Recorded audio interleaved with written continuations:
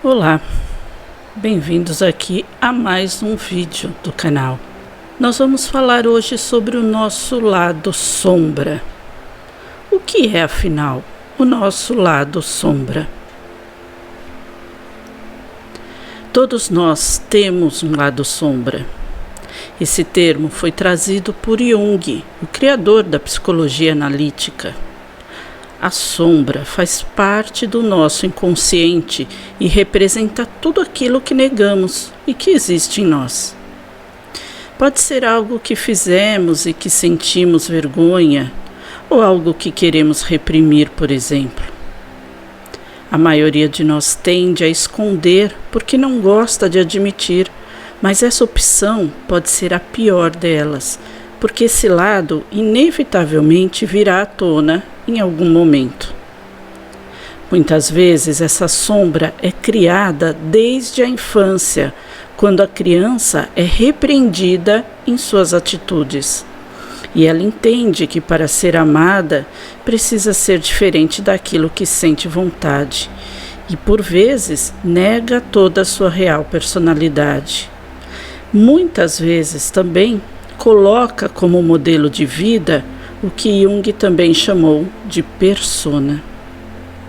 Negando a sua própria personalidade, ela assume de vez essa persona, não só para as pessoas do lado de fora, mas para si mesma internamente.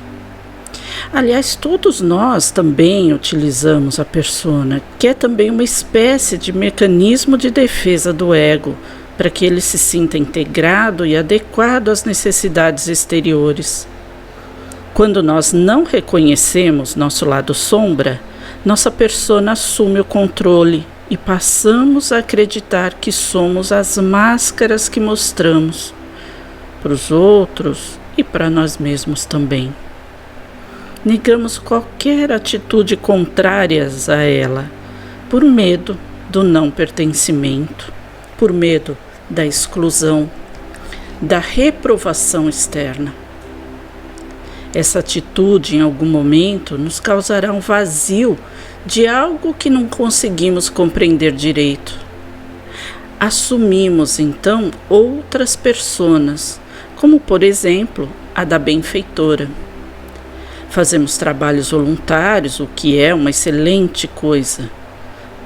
Voltamos a estudar, por exemplo, mas normalmente não aquilo que queremos, mas algo que também seja aprovado pelos outros, que seja admirado pelas outras pessoas. Nos voltamos também para algum grupo religioso, mas mesmo assim não sentimos que esse vazio foi preenchido.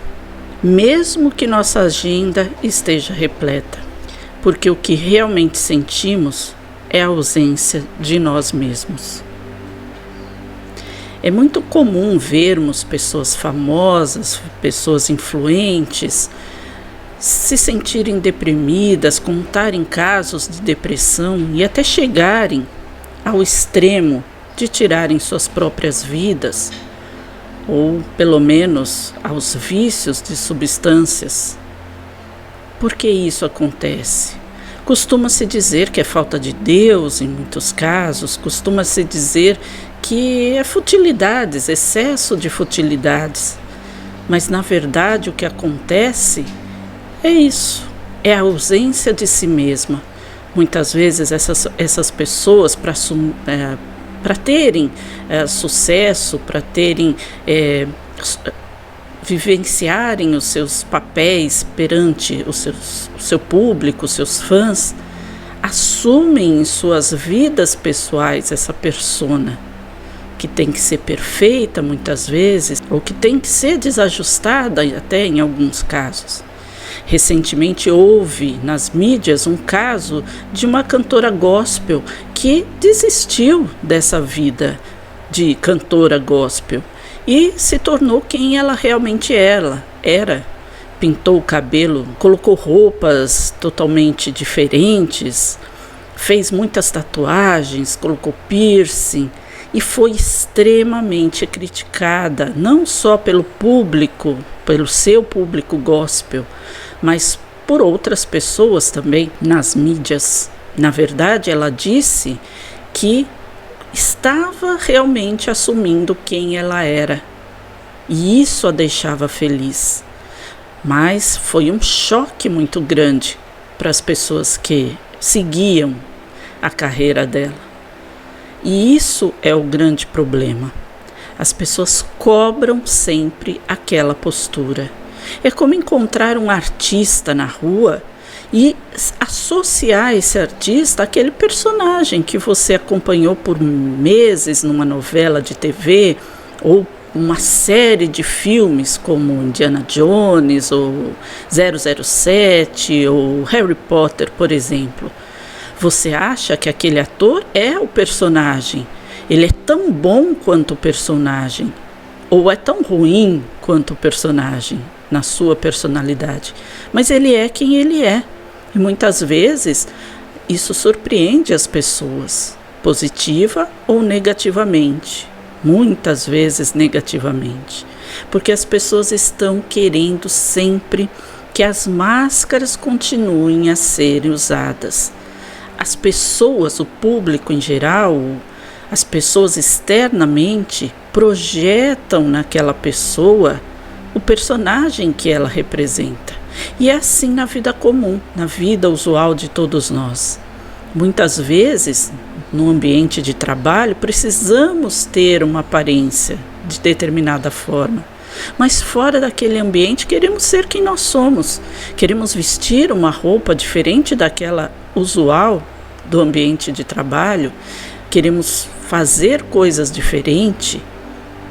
E isso muitas vezes choca, porque as pessoas veem e falam, você é um dentro daquele ambiente, é outro fora daquele ambiente. E é caracterizado como falsidade. Não necessariamente é falsidade. Ela precisa, o ego dela precisa daquela persona para atuar dentro daquele ambiente. Mas aquilo não é quem ela é.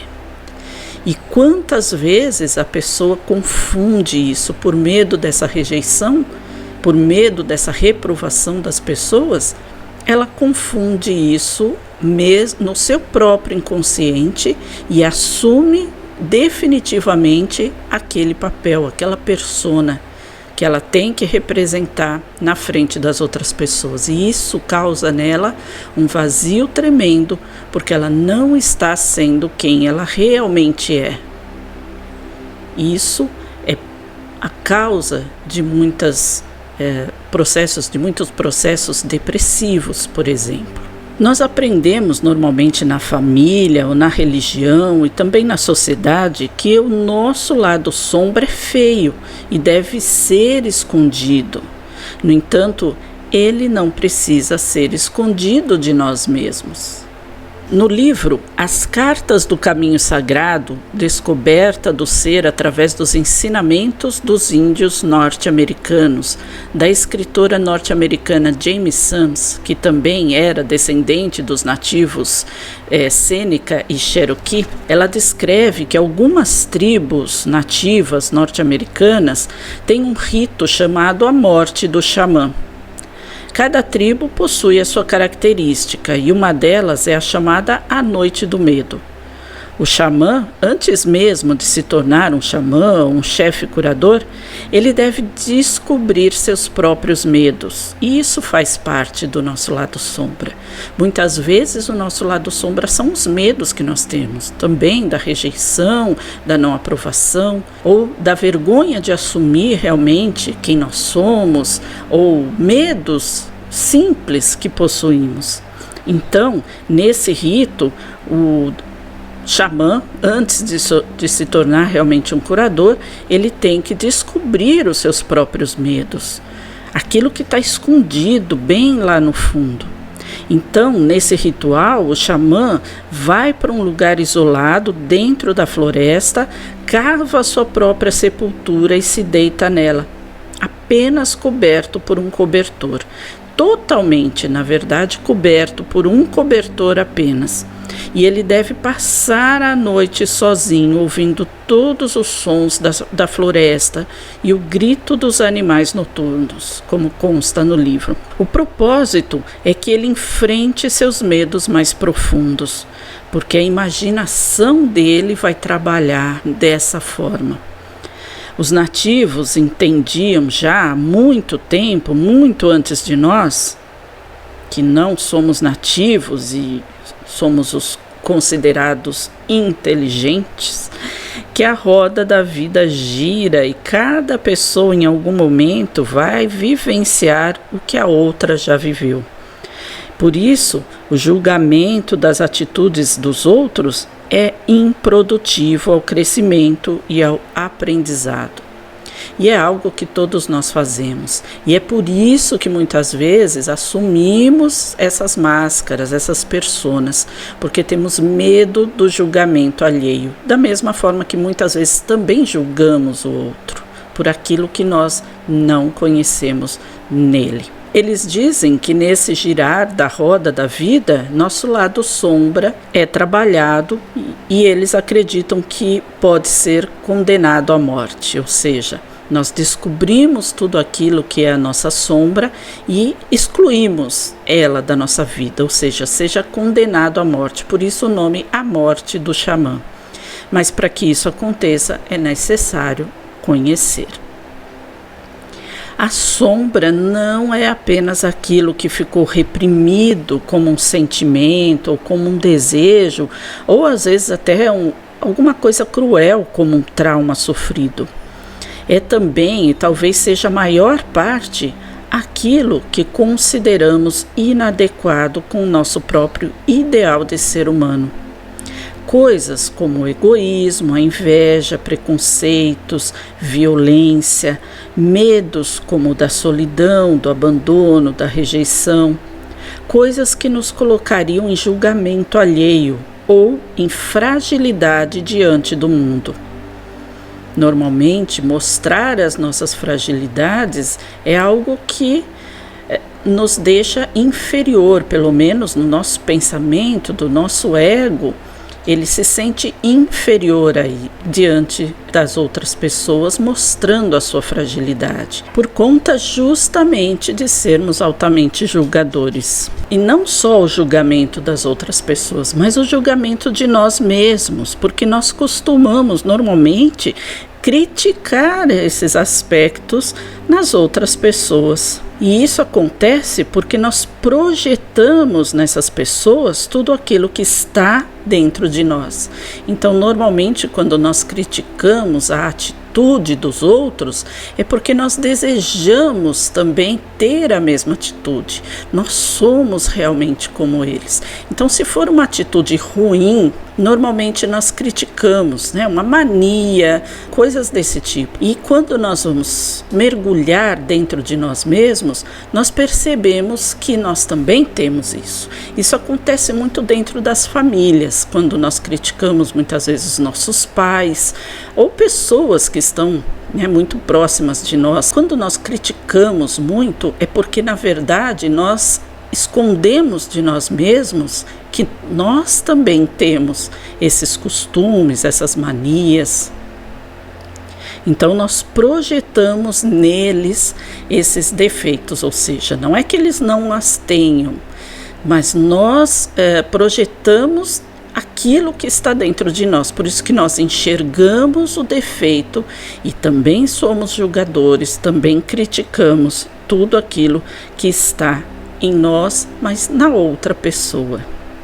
Da mesma forma como o exemplo que eu dei agora há pouco da cantora gospel, ela se descortinou, ela rasgou toda aquela máscara que ela usava e, segundo ela, aquilo é quem ela realmente é e que estava reprimido dentro dela.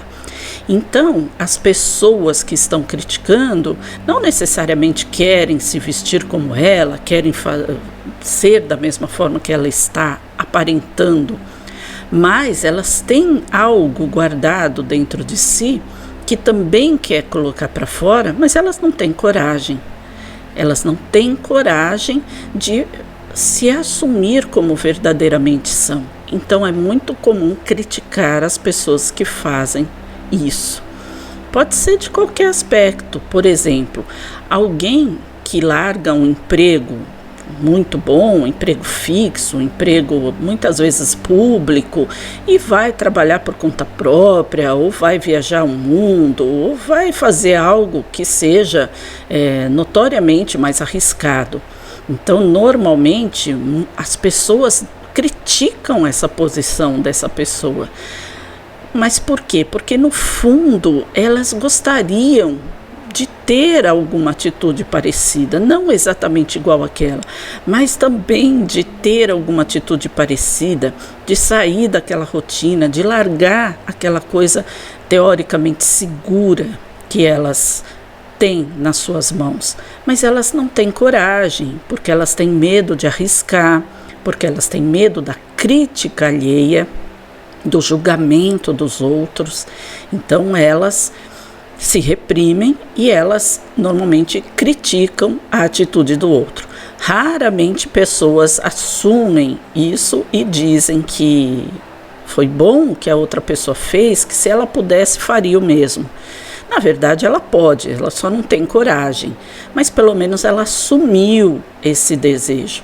A maioria das pessoas não assume e reverte isso como uma crítica ao outro. São as pessoas mais reprimidas.